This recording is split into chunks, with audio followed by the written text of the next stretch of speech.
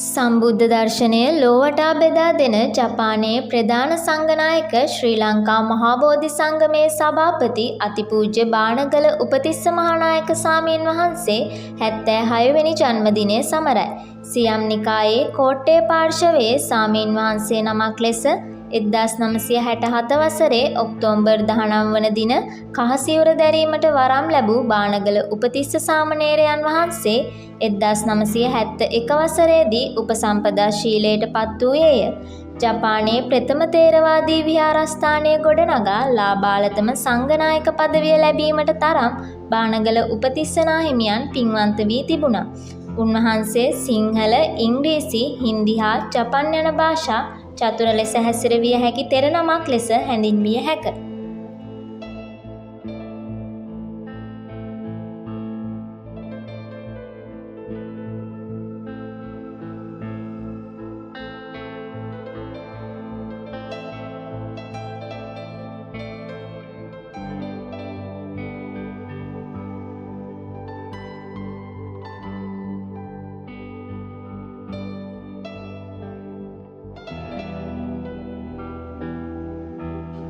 බානගල ගම්වාසීන් සඳහා නිවාස ඉදිකර දී මාර්ග සකස් කර විදුලිය ලබා ගැනීම දක්වා උන්වහන්සේ කළ මෙහෙවර අප්‍රමාණයි.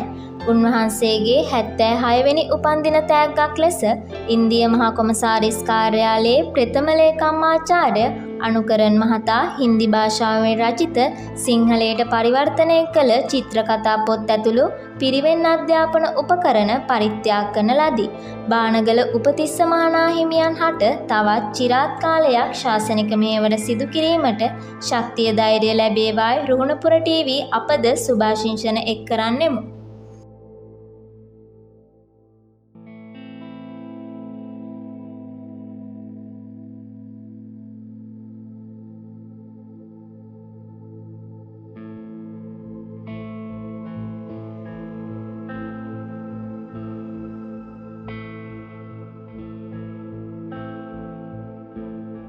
බානගල ගම පිහිටලා තියෙන්නේ මාතර දිස්ත්‍රික්කයේ මොරොක්කෝර්ලි. තාමත්ම මේ දුෂ්කර ගම්මානයක්. හැබැයි අද තත්ත්වය හුඟා දුරට වෙනස් වෙලා තියෙනවා. අද බලනකොට අපිට ටිකක් සන්තෝෂ වෙන්න පුළුවන්. දැන් අපිට පාරක් තියෙනවා ගමට එන්න. ඒ වගේම ගමට විදුලිය තියෙනවා. ගමේ කුඩා පාසලක් තියෙනවා. ඒ නිසා අපිට සන්තෝෂ වෙන්න පුළුවන්. දැන් හුඟා දුරට ගමේ ජීවත් වෙන අයගේ ජීවන රටාවත් වෙනස් වෙලා තියෙනවා. මම පුංචි කාලේ මමත් මේ ගමේමයි උපන්නේ. මම පුංචි කාලේ මම දැක්ක මේ ගමේ පුස් බයිසිකල් දෙකක් තුනක් තියෙනවා. අපි මේ ගමේ දැක්කේ නෑ කාර්. අපි මේ ගමේ දැක්කේ නෑ බස්. ඉතින් ඇත්තටම අපිට සිද්ධ වුණා පහුගිය කාලවල වල අවුරුදු 20කට 25කට ඉස්සර වෙලා ගමට එනවා නම් එන්න වෙන්නේ හෙලිකොප්ටරයකින්. ඉතින් ගමේ ළමයි පලාතෙම එනවා හෙලිකොප්ටරේ බලන්න. ඒ ළමයි හෙලිකොප්ටරේ නැගලා ටිකක් උඩ රවුමක් ගහලා එනවා. ඔක යනවා පත්තරවල බස්වල නොගිය, කෝච්චිවල නොගිය ළමයි බානගල ළමයි යන්නේ හෙලිකොප්ටර වලේ කියලා. ඒ වගේ විශාල පරිවර්තනයක් අද වෙලා තියෙනවා. ඉතින් මේ නිසා බලනකොට මට පෞද්ගලිකම සන්තෝෂ වෙන්න පුළුවන්. අපි හැමදේම බලාපොරොත්තු වෙන්නේ රජය කරලා දෙන්න. පාසලක් කොට රජය කරන්න, පාරක් කොට රජය කරන්න, ස්පිතාලයක් කොට රජය කරලා දෙන්න. බානගල තත්ත්ව වෙන. බානගල පාරක් හදන අපි කොන්ත්‍රාත් එක බාර දෙනවා රජයට. අපේ කොන්ත්‍රාත් කරුවා තමයි රජය. රජයෙන් අපි යනවා කීයක් යනවාද පාට. ඉතින් ඒ කාලේ හැටියට කියන 3 ලක්ෂ කිලෝමීටරයක් හදන 3,50,000ක් කියලා. ඉතින් අපිට ඕන ප්‍රමාණය බලලා අපිට කිලෝමීටර් 2ද හදන්න ඕන, 3ද 4ද 5ද කියලා ඒක වැඩි කරනවා අර කියපු ගානේ 3,50,000යි. රජයට දුන්නට පස්සේ ඔන්න පාර හදලා දෙනවා. ඊට පස්සේ අපි කියන අපිට විදුලිය ඕනේ කියලා. ඒකට සල්ලි බඳිනවා. ඊට පස්සේ අපි කියන අපිට ආස ටෙලිෆෝන් එකක් අවශ්‍යයි කියලා. ටෙලිෆෝන් නෑ මේ පළාත්වල ඇට. එතකොට ඒ ටෙලිෆෝන් එකක් ගන්න අපේ ගමට පහසුකම් ලබා දෙනවා. පාරවල් හදනවා. ඊපස් ගෙවල් නැති අයට ගෙවල්. ගෙයක් තියෙනවා වැසිකිළියක් නැති අයට වැසිකිළියක් හදලා දෙනවා. ඒ විදිහට මේ ගම පරිවර්තන වුණා. මේ ගමට නමකුත් දැම්මා බානගල නරිතාසං ගම කියලා. නරිතාසං කියන්නේ අපේ මල්වත් අස්ගිරිය වගේ විශාලම පන්සල් ජාලයක් ජපානයේ තියෙන. එහි අධිපති ඒ මහා නායක හඳුරු මේ ගමට එනවා බලනවා ඒ වැඩ කරන්න අපිට උදව් කරා. ඉතින් ඒ විදිහට තමයි කාලයක් යනකොට ගම වුණේ. එතකොට ඒ වගේම මේ බානගලින් විතරක් මේ වැඩේ අපි අවසන් කරේ නැහැ. මේ විදිහට ගම් තවත් හැදුවා. අපි හැදුවා මහා බෝධි ගම ගම්පහ දිස්ත්‍රික්කයේ, සුරුමි ගම ගම්පහ දිස්ත්‍රික්කයේ අපි හැදුවා. එතකොට අර මෙතෙක්කල් ලංකාවේ සිටියමත් වෙනස් වුණා. අයි මෙතෙක්කල් ඒක නම් තුනට ඒ සිටියමත් මේකට ඇතුළත් කරන්න ඕනේ. ඇඩ් කරනකොට සිටියම බීම වෙනස් වෙනවා. මොකද අලුත් නමක්. මහා බෝධි ගම මෙතෙක්කල් ලංකා සිටියමේ මහා බෝධි ගමක් තිබිලා නැහැ. සුරුමි ගමක් තිබිලා නැහැ. ඒ නිසා ඒ වගේ අලුත් ගම් එන්න පටන් ගත්තා. ඒ වගේ මේ පළාතේ යනකොට බානගල පැත්තේ ඇතුල් වෙනකොටම ගහලා තියෙනවා නරිතාසං ගම කියලා. හැබැයි අද මං එනකොට බලාගෙන ආවේ බෝඩ් එක නෑ දැන්. දැන් ඒ කරපු උදව් අපිට අමතක වෙලා. ඒක කඩන්න නැති, ඒක අයින් කරන්න නැති, ඒක කැඩිච් එක දැන් තියෙන පළාත් සභාවකින් ප්‍රදේශ සභාවකින් ඒක හදලා නැතුව ඇති. ඉතින් පාසලක් හැදුනත් මේ බානගල සීල රතන පාසල කිවෙනි පන්තිය වෙනකන් තියෙනවද? දැන් ණය ගන්න මූලික ශ්‍රේණි 4 විතරයි. ඒ කියන්නේ කිවෙනි පන්තියද? 5 පන්තිය මෙතන. 5 පන්තිය අදටත් අපි ඉන්නේ 5 පන්තිය දක්වා විතර ගමේ 6ට ඉගෙන ගන්න ඕන නම් ඒ කාලේ දැන් අපි ගියේ කිලෝමීටර් 4ක් 5ක් පයින් ගිහලා තමයි 6 වෙනි පන්තියට යන්නේ. ඉතින් මේක අපි හුඟා දුරට වෙනස් කරා. වෙනස් කරලා හදන්න බැලුවා. නමුත් හුඟක් තවමත් එහෙම නැති දේවල් තියෙනවා. මේ ගම් වලට අගමැතිවරු ජනාධිපතිවරු එන ගමක් නෙවෙයි. නමුත් අපේ තිබිච්ච හිතවත්කම් උඩ එවකට හිටපු දිවංගත ප්‍රේමදාස මහත්තයා, විලියම් ගෝපල්ලෝ මහත්තයා ඉතින් ඇවිල්ලා තියෙන්නේ. අපි කැමති ඇත්තටම අනුරු කුමාර දිසානායක මහත්තයත් එනවනේ බානගලට. මත අපේ ජනාධිපතිනේ. ඉතින් ඒක නිසා එහෙම ආවොත් සමහර විට දැන් දෙපැත්තේ තියෙන කෑවල් සුද්ධ වේවි. ඉතින් මේ ආකාරයෙන් කරේ මේ ගමේ උපන් නිසා ගමට කළේගෙන කලගුණ සැලකීමක් වශයෙන් තමයි මම මේ දේවල් අදට අවුරුදු කීයක් විතර වෙනවද? නායකන්නේ දැන් 2090 දැන් 2025. නායකන්නේ අවුරුදු 15කට වෙන්නේ. මේ 25කට වෙන්නේ. අවුරුදු 25කට වැඩි කාලයක් ඉඳලා මේ වැට්ටිය කරේ. දැන් ඉතින් එනකොට අපිට තුඟා සන්තෝෂ වෙන්න පුළුවන්. දැන් ඉතින් හෙලිකොප්ටර් වල එන්න ඕනේ පාරේ එන්න පුළුවන් අපිට වාහනයක් තියෙනවා. බස් එකක් වැඩ කරනවද දැන්? එකක් වැඩ කරනවා. එකක් ඒක ප්‍රයිවට් එකක්. ප්‍රයිවට් බස් එකක් වැඩ තාම අපිට. හැබැයි ඒ කාලේ මම ශ්‍රීමණී ඇතුළත් මුදලිට මේ මැතිනියට කියලා මේ ගමට CTV බස් එකක් දැම්මා. ඒකේ පළවෙනි ටිකට් එකත් පළවෙනි මගියත් මමයි. මම තමයි නැගලා පළවෙනි ටිකට් එක ගත්තේ. ඒ ටිකට් එකත් මගේ ළඟ තියෙනවා. ඉතින් ඒ ටික කාලයක් යනකොට හිමීට නැති වෙලා යනවා. ඉතින් මේ ගැන ඉස්සර පන්සලක් වෙනකොට මේ පන්සලේ එක හාමුදුරු නමයි දෙනමයි. හදිස්සියකදී දානයක්. එවනම් මරණයක්. පාංශකූලයක් දෙනකොට හාමුදුරු හොයන්න හරි අමාරුයි. අද බලන්නකො පන්සලේ ඉන්න හාමුදුරු 100 නමක් විතර වැඩේ ඉන්නවා. මේ නන්ද හාමුදුරුව තමයි මේ කොහොම කරන්නේ. මගේ කිසිම බලපෑමක් නැහැ, මගේ ශක්තියක් නැහැ, මගේ ආශිර්වාදේ විතරයි. මම ඔක්කොම කරගෙන යනවා. ඉතින් අපිත් ඇවිල්ලා ඉතින් දවස් දෙකක් ඉඳලා ගමේ ඉඳලා යනවා. ඉතින් මේක ගම රැක ගැනීම අපේ යුතුයකමක්. ඉතින් මං හිතන්නේ රජයට අපේ කොන්ත්‍රාත් කරේ දැන් ඇත්තටම කියනවා මගේ කොන්ත්‍රාත් කරේ රජය. මගේ කොන්ත්‍රාත් කාර්යය තමයි රජය. මොකද තාමේ රිසිට් තියෙන එකකින් බය නැතුව කියන්න පුළුවන්. නඩුවක් දාන්න බෑ කාටවත්. සල්ලි දෙනවා කිලෝමීටර් 5ක් හදන්න කියලා. දීලා ඒක රිසිට් එක දෙනවා මට. මම ගෙවල් 10ක් මට හදලා දෙන්න. ජාතික නිවාස සංවර්ධනය. ඉතින් ඒකට සල්ලි දෙනවා ගෙවල් 10ක් හදලා දෙනවා. ඉතින් පාසල හදලා දෙන්නේ කිව්වා. ඉතින් දැන් ඒකට පුටු ටික ගෙනාවේ ජපානයේ. බිල්ඩින් ටික හදලා දුන්නා. ළමයින්ට සෙල්ලම් කරන්න ක්‍රීඩාංගණයක් හැදුවා. අද තාත්තු කොහොමද කියලා මම දන්නේ නැහැ. මම ගොඩ දවසකින් ගියේ නැති නිසා. ඉතින් අද විශේෂයෙන්ම මම බානගලට මේ ලෙඩ දුක් තියාගෙන දැන් මම ගමේ හිටියේ අවුරුදු 12 වෙනකන් විතරයි. දැන් 76යි. මේ ඊයේ පෙරේද ජනවාරි 5 වෙනිදා තමයි මගේ උපන්දිනය තුනේ 76 වෙනි උපන්දිනේ. ඒ වෙනකොට මේ ඉන්දියාව බොහොම සමීපයි පිට එක. මොකද එකට ඉගෙන ගත්තා හිටියා මොකද නේ. අද අපේ ડોક્ટર අංකුරන් අර අංකුරන් දත්ත නේද? දත්ත මහත්තයා please come. ආයි. අංකුරන් දත්ත මහත්තයා ඉන්දියානු තානාපති කාර්යාලයේ ලේකම්වරයෙක්.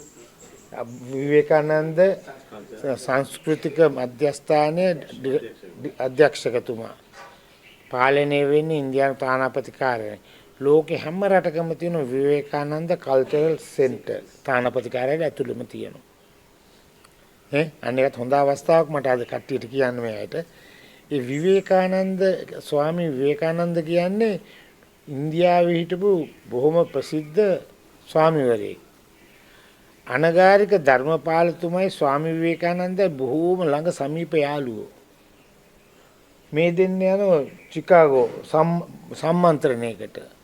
ධර්මපාලතුමා බොහොම ප්‍රසිද්ධයි. චිකාගෝ සම්මේලනයේ ධර්මපාලතුමාට දෙනවා වෙලාවක්. මෙන්න ඔබ වහන්සේ දේශනයක් කරන්න. හැබැයි එතෙන්දී හම්බුනේ නැහැ ස්වාමී විවේකානන්ද තුමාට දේශනයක් පවත්වන්න. අනගාരിക ධර්මපාලතුමාගේ තිබිච්ච ආදරය හිතවත්කම හින්දා යකුවා මගේ කතාව මම කෙටි කරනවා. මගේ කතාවෙන් කාලක් දෙනවා ඔබට. ඔබ කතා කරා. අන්න එහෙමයි දුන්නේ. අද ඒ කතා දන්නයි ඉන්නේ බොහොම සුළු දෙනයි. ඒ විවේකානන්ද හඳුන්ගේ හැම ගුවන් තොටුපළකම ඉන්දියාවේ පිළිමයක් හදලා තියෙනවා. අපේ ධර්මපාලතුමාගේ පිළිම තියෙනවා කොහේ හරි අස්සක මුල්ලක පිළිමයක් තියෙනවා. අපේ රටට ධර්මපාලතුමා වටින කෙනෙක් නෙවෙයි. හැබැයි ස්වාමී විවේකානන්ද තාමත්ම ගෞරවයෙන් සලකන ඉන්දියා. ඒක නෑ හැමතැනම ඒ රටේ විතර නෙවෙයි පිට රටවල තානාපති කාර්යාලයක් තියෙනවා. ඒ තානාපති කාර්යාලය තියෙනවා මම.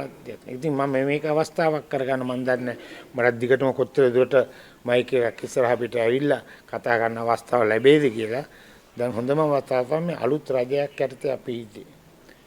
ඉතින් මගේ මේ දුක් ගැනවිල්ල අපේ වර්තමාන ජනාධිපතිතුමාටවත් ඇහිලා එතුමත් ආගමට දහමට වගේ දේවල් සලකන නිසා අපේ අඩුම ගානේ කටුනායක ගුවන් තොටුපළේවත් ධර්මපාලතුමාගේ පොඩි පිළිමයක් තිබුවොත් අපි එතුමාට ගරු කරනවා.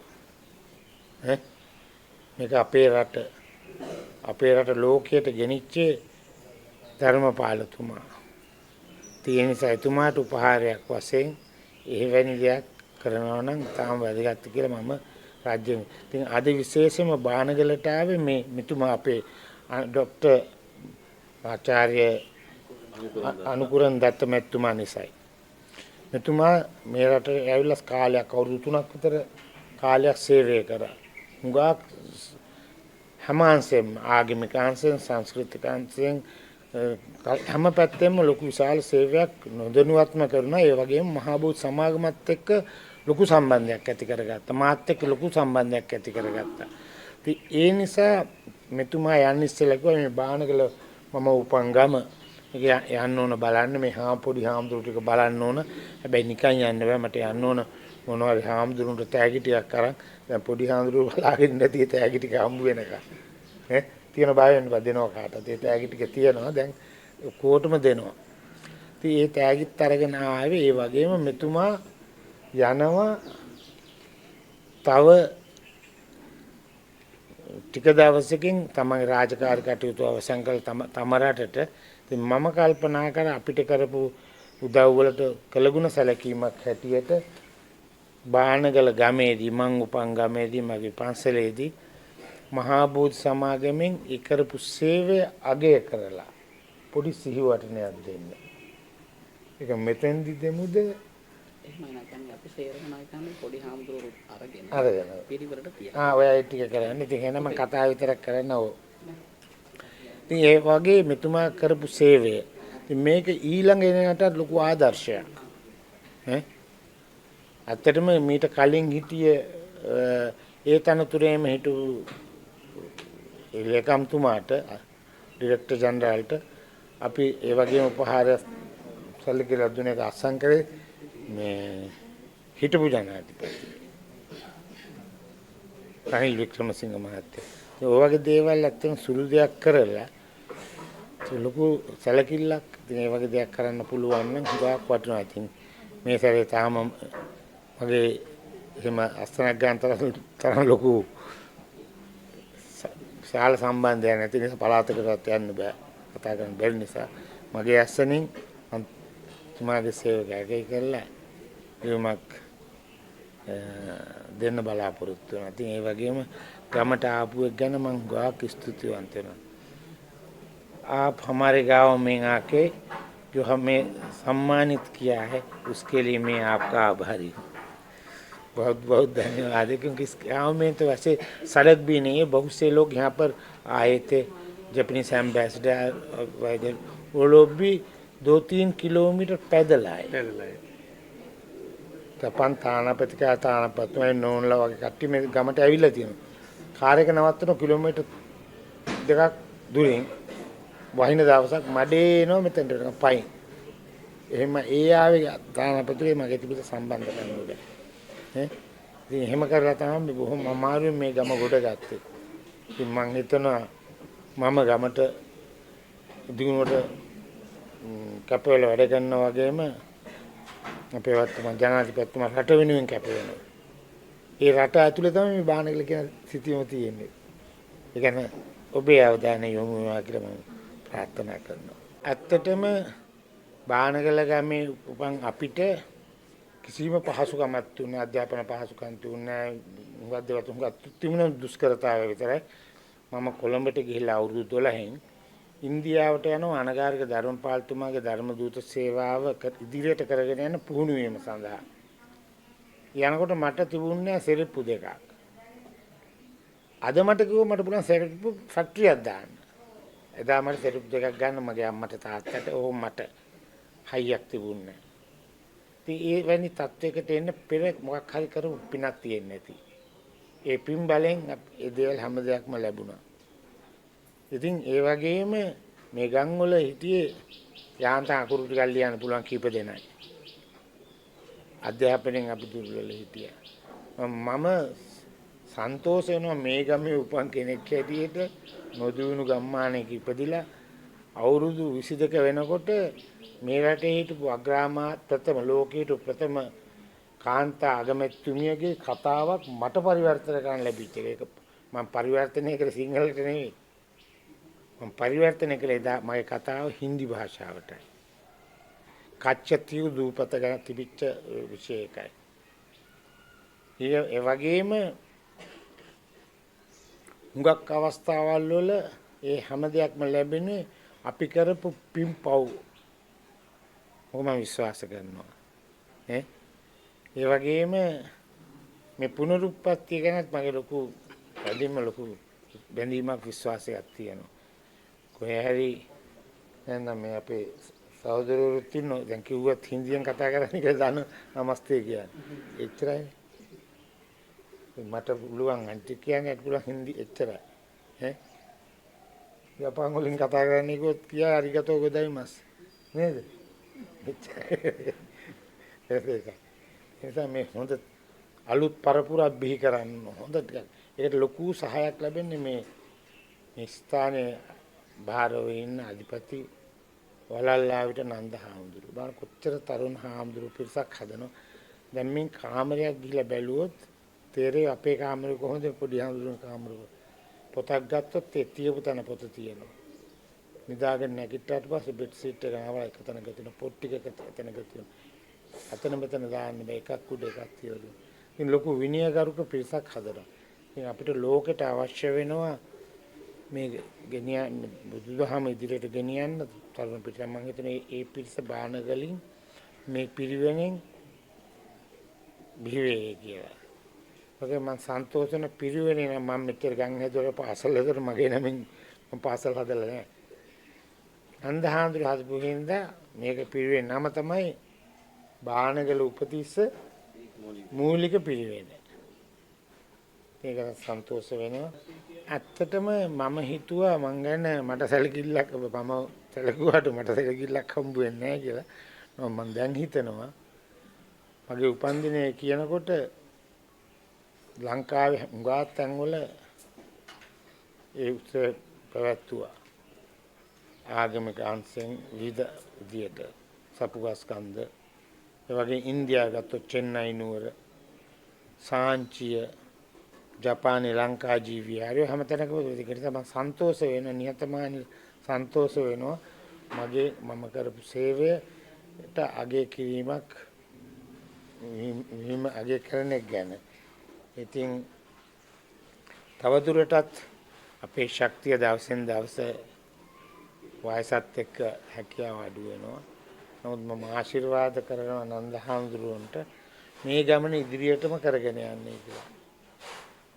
මේක මේ මගේ කතාවට කවදා හරි කවුරු හරි සවන් දුන්නොත් බැලුවාට පස්සේ හරි මම හිතන්නේ තුමා එහෙම කෙනෙක් හිටියොත් මේ නන්ද හාමුදුරුවොත් එක්ක සම්බන්ධ වෙලා මේ ශාසනික සේවයට අතහිත දෙන්නේ කියන එක තමයි මගේ ඉල්ලීම.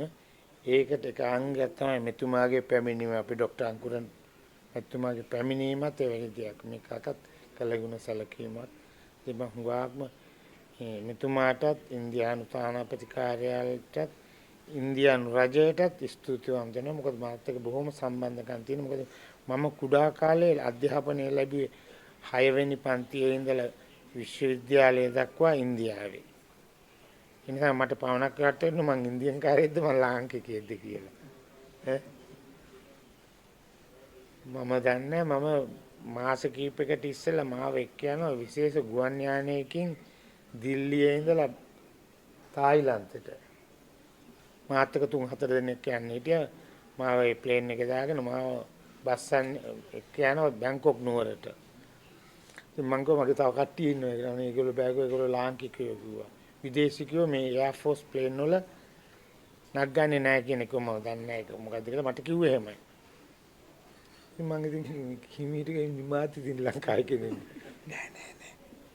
You are not Sri Lanka. You are Indian for us. අපිට ඔබ වහන්සේ ඉන්දියානු කාරයෙක්. ඒක මට යන්නේ. මොනවායි කතා ඒ නිසා මම ඉන්දියාවට කෘතඥ වෙනවා.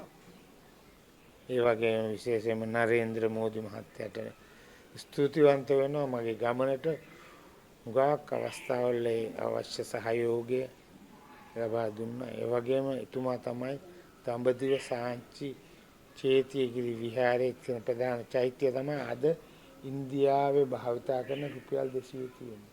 ඉතින් එහෙම දෙයක් කරේ මේ නරේන්ද්‍ර මෝදි මැතිතුමාගේ රජයේ කාලේ.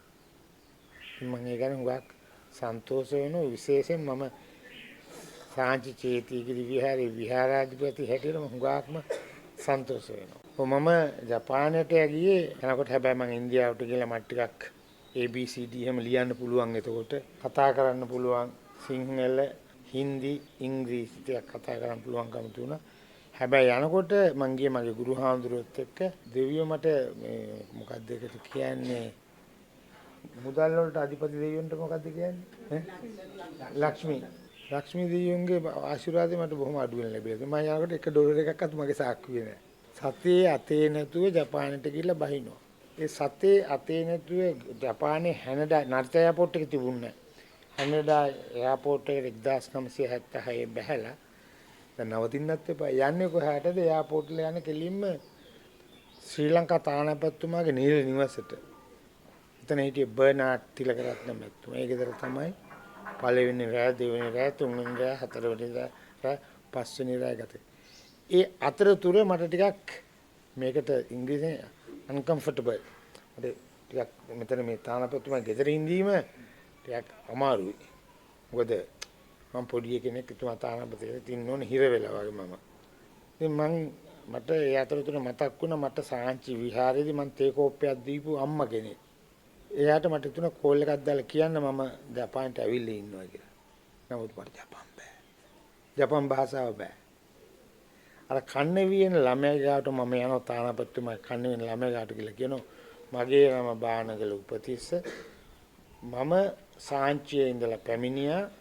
මම දැන් ඉන්නේ ශ්‍රී ලංකා තානාපතිතුමාගේ ගෙදර. ඕක ටික මම ජපාන් භාෂාවෙන් ලියාගෙන අර ගිරවා කියනවා වගේ මම ටෙලිෆෝන් කරලා කියනවා.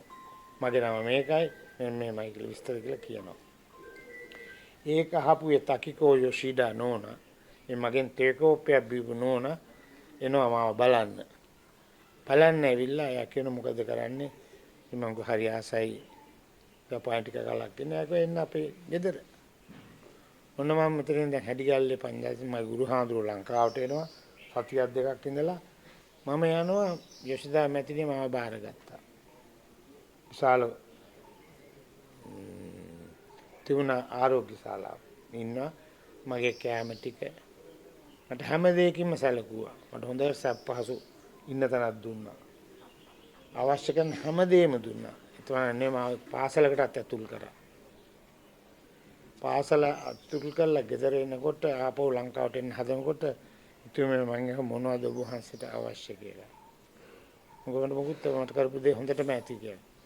නෑ මම හැම දරුවෙකුටම දුන්නා. ඔබ වහන්සේටත් මම දෙන්න ඕන. මොනවද ඕන? මොකද එහෙම කියනවා නම් ලදරු පාසලක් හදලා දෙන්න කියලා. ඒක තමයි 1979 සපුගස්කන්ධයේ ආරම්භ කරපු යොෂීදා ලදරු පාසල. ඒකේ ශාඛාවල් 20ක් විතර අද ලංකාවේ තියෙනවා. ළමයි 2000කට කිට්ටු වෙන ළමයි අදටත් ඉගෙන ගන්නවා. ඔය පාසල හදන අවස්ථාවේ ලංකාවේ ළමයි ලදරු පාසලකට ගියේ 105යි. ඒ මගේ ඒ ව්‍යායාමයේ නිසා ඒක ගාකික්මන්ටම 100ක් දක්වා පැවතුණා. ඒක බැලුවා මේ කැලණි විශ්වවිද්‍යාලයේ.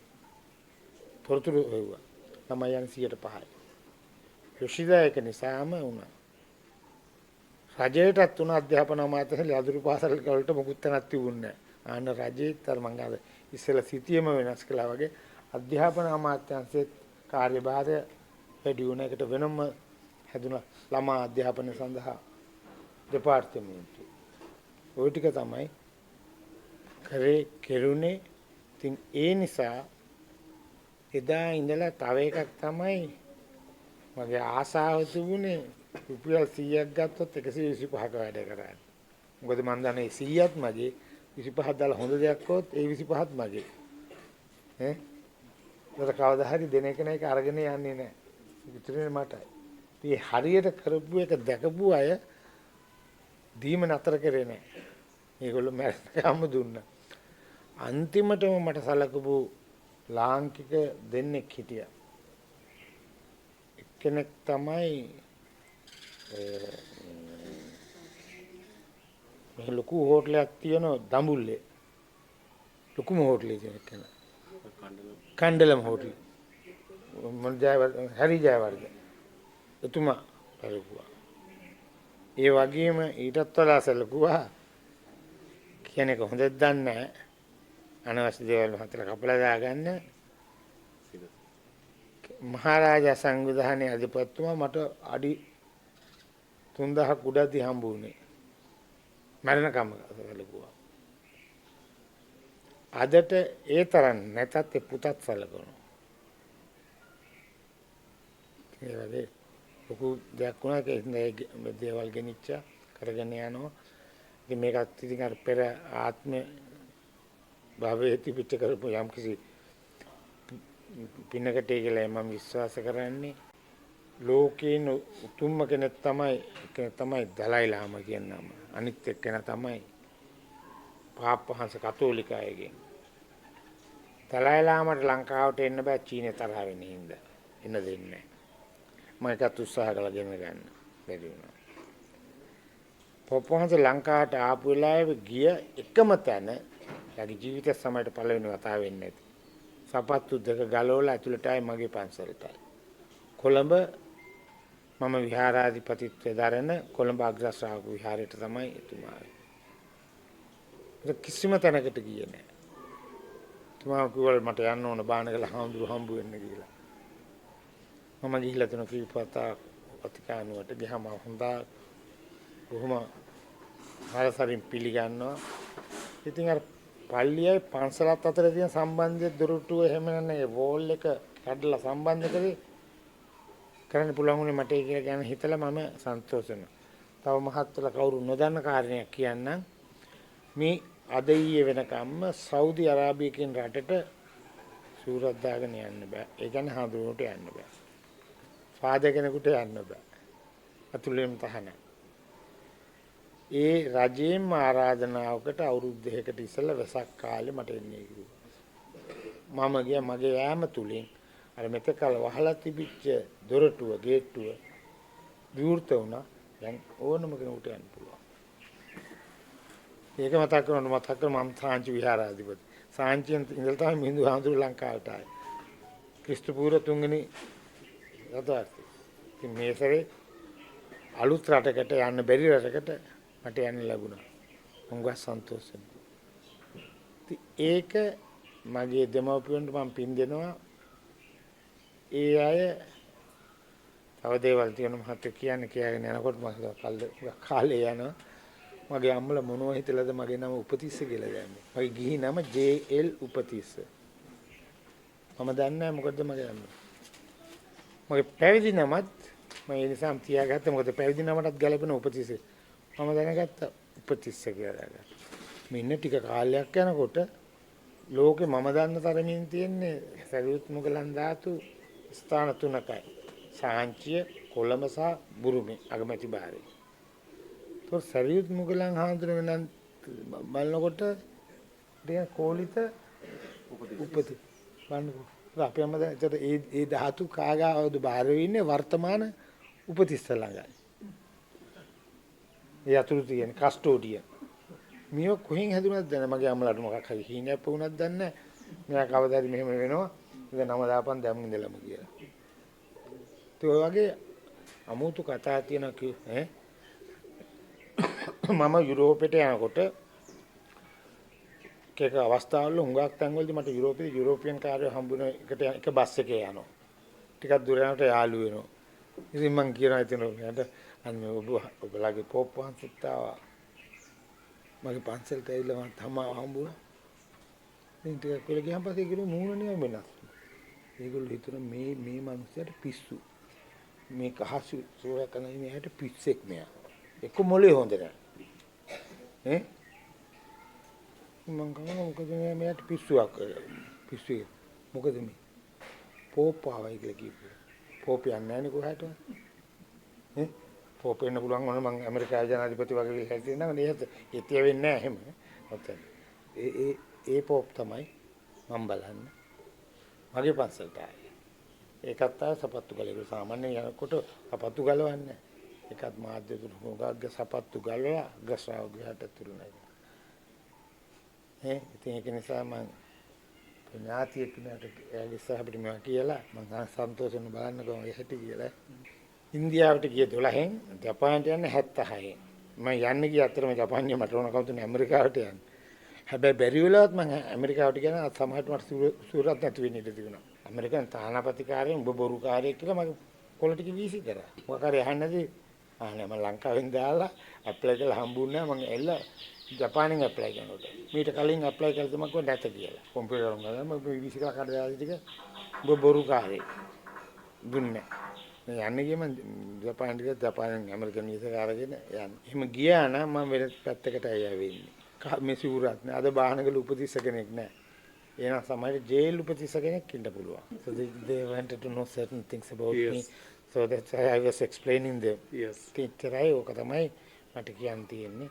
ගාක් දේවල් ඔය ආකාරයෙන් දෛවය සහ විශ්ව මට ආශිර්වාද කරා. පමනක් වෙලාට උදේට 8ට පාංකාරේනෝ පාංගිරියට සල්ලි ගන්න. ඒක සල්ලි නෑ. පාංගිරිය මේ මම මේ කතා කරන අවුරුදු 10 දේවනේ 20යි 26යි තුනා 25යි තුනා හැමදාම නේද ඉල්ල වෙනවා PLC නෑ මෙන්න 12ක වෙනකොට කවුරු එනෝ රටවල් කියන්න හොඳ නැහැ තානාපතිකාරයෙක් ලොකු මහත්තයෙක් වෙනවා මට දෙන්න මං හම්බ වෙන්නේ නෝ එළේ දුකම දින කලකට කියන ලක්ෂයක් මුදේ රුපියල් 100 තිබුණේ නෑ පාංගිරිය ගන්න දවල් 12 වෙනකොට විතර ලක්ෂයක් ඔන්න ඒකයි තියෙන මෙතන විශේෂත්වය නිසා මේ කාටත් මෙතනින් හදිච්ච බානගලින් පස් පාගපු නිසා ලොකු ගමනක් යන්න පුළුවන් හරියට වැඩ කරුවොත්. හොරකම් වංචා කරන්න ගියොත් බැරි වෙනවා. හිතට අවංකව ජීවත් වුණොත් ලොකු ගමනක් යන්න. මගේ වයස 26 ඉඳලා අද මේ අවුරුද්දට 50ක් වෙන පෙබරවාරි මාසේ අප්‍රේල් 8ට අවුරුදු 50 සම්පූර්ණ. හැබැයි සම්පූර්ණ අවුරුදු 5ක් මම නිකන් මට රජ පවුලේ සමාජිකව හම්බ වුණා. අගමැතිවරු හම්බුණා, මැතිවරු හම්බුණා, නගරාධිපතිවරු හම්බුණා. හැබැයි හැම කෙනෙක්ම ගෙම්ම උදව් ගත්තා. ලංකාවේ ඉස්කෝලවල තියෙන පුටු ටික ගත්තොත් ඒගොල්ලෝ වීසි කරන එකට කාලේ පැන්න හැටි අයින් කරනවා. අලුත් මොන බ්‍රෑන්ඩ් නිව් පාවිච්චි කරලා නැහැ. නමුත් කාලේ පැන්න අයින් කරනවා. ඒක කන්ටේනර් වලින් ගහලා ලංකාවේ ලදරු පාසල් වලට දුන්නා. ඉතින් නොඑක් විවිධ විශේෂම නරිතා පන්සල තැවැන්ත ලෙස මට උදව් කරා. ඉතින් මොකද දේවල් අපි රජ වෙනුවෙන් කරා. හැබැයි රජයෙන් මට ජේ.පී. කමක්වත් දීලත් නැහැ, මං අරගෙනත් නැහැ, මගෙන් අහලත් නැහැ. ජේ.පී. කම කියන්නේ බොහොම සුදු දෙයක් නෙවෙයි, උට හම්බ වෙනවා. බැරිද ජේ.පී. කමක් කරන්නේ? ඒක ඕනේ නැහැ හරි. අපරක්කු වැඩි හින්දා හරි. ඒකත් එපා නෑ. හොඳයි එනම් බොහොම ස්තුතියි. නැවත වාරයක් අපි ස්තුතිවන්ත වෙනවා මෙතුමාට, ඒ රජයට. හරි ඒකයි. So I'm blessed today by visiting this place. It's a very beautiful village of Banagala, and it is known for most venerable Banagala Upatissa Nayaka Thero. And so we have been planning for a long time. So I got this opportunity today to visit this place, and so I am extremely happy to be with all the venerable monks here in this Pirivena. And the principal of this Pirivena, and of course, like Nayaka Thero. Nanda Thero. Yes, Nanda Thero. And so we have a very close relationship. As you know that Nayaka Thero is the chief incumbent at Sachi Stupa, Sachi temple, and also he is the chief Sanghanayaka in Japan. And so we are very closely associated, and I am so extremely happy to inform you that we have been continuously working from the High Commission of India and Swami Vivekananda Cultural Center with a lot of different Pirivenas. And very recently we organized a spoken Sanskrit workshop for 250 venerable monk teachers of Sanskrit of 250 Pirivena with the Pirivena unit of the Ministry of Education of Government of Sri Lanka. So our relationship is very close and very intimate, and I'm extremely happy, as Swamin Vahanse has already shared with you, that Swami Vivekananda and Anagarika Dhammapala both were very close friends, and so both were the face of two very closely associated religions, and so both of them spoke in Chicago in the World Congress of Religions, and Anagarika Dhammapala is a revivalist of the Theravada Buddhism in India, who is the main person behind revival of the Buddha Gaya temple also, and he established a Mahabodhi society as well in Kolkata, isn't it? Yeah, correct. In Kolkata, and Swami Vivekananda is also from Kolkata, and so there is a very close relationship between both of them. That's why our cultural center, Indian Cultural Center, named as Swami Vivekananda Cultural Center, is very closely associated with all the Pirivena, and most particularly the Mahabodhi Society of Sri Lanka and most venerable Banagala Upatissa Nayaka Thero, Swamin Vahanse. Thank you so much. ඒවා ටික අරන් දුන්නා, කඩේ හදලා දුන්නා. කමර සේවයක් කරපු ආමුතු කෙනෙක් අපේ ආමුතුවේ. අපේ ආවිතත් තරම් දීර්ඝායුෂ ලැබේවයි කියලා කියන්නේ.